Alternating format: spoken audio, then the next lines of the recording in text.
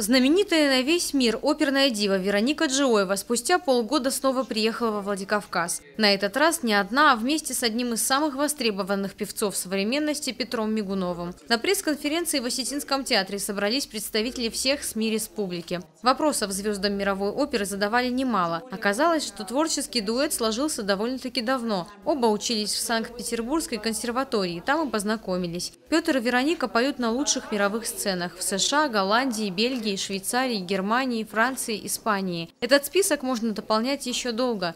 Петр Мигунов признается, что больше любит работать у себя на родине, в России. Одной из знаковых ролей для певца с уникальным басовым тембром стала партия Мефистофеля. У нас шел спектакль «Фауст».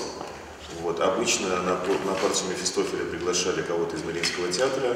Но так получилось, что, заканчивая консерваторию, мне педагоги предложили исполнить эту партию.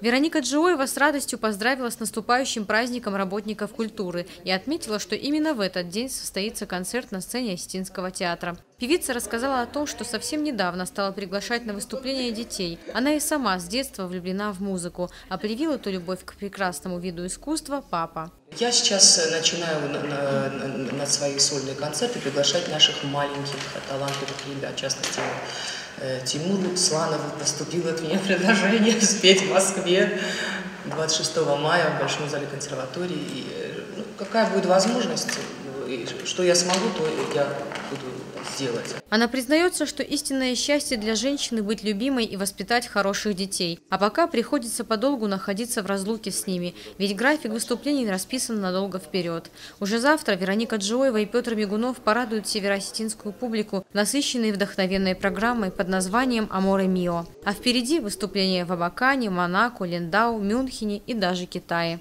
Залина Губурова, Евгений Маркин, Осетия ТВ.